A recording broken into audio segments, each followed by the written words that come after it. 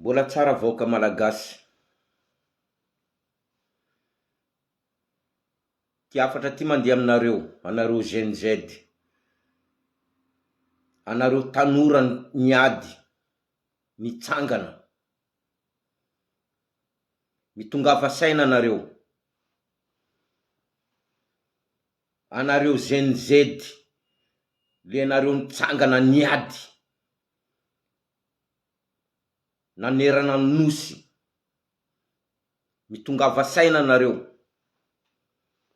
Ary mitsangana. Fa io raha taondreo io, miaraka amin'ny FFKM io FFKM pour io, fivavana pour io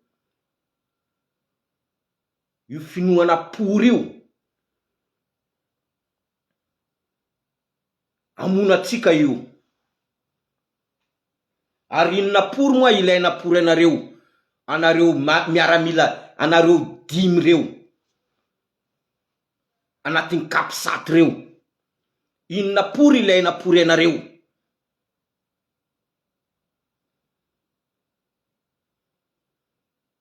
Azavao amin'ny vahoaka hoe ino fanovana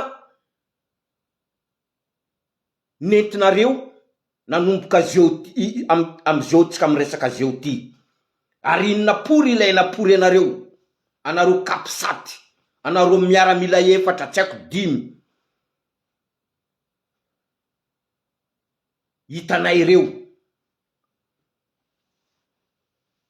Oka zavatsara pour aminareo Oka zavatsara pour aminao.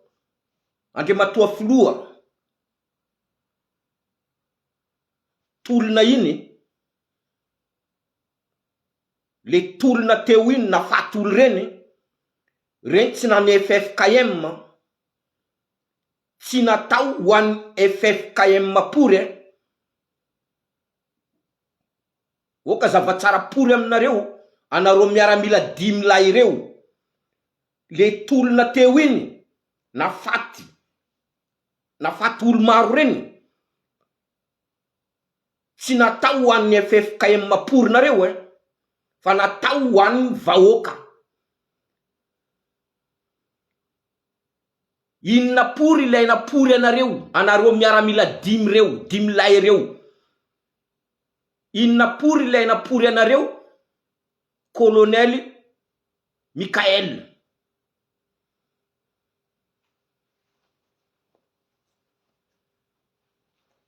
Mitsangana anareo Gen Z. Dianzeo anareo miomana, mitsangana anareo. Fa tsy ekena idirany antoko-pinoana amin'ny aferany firenena.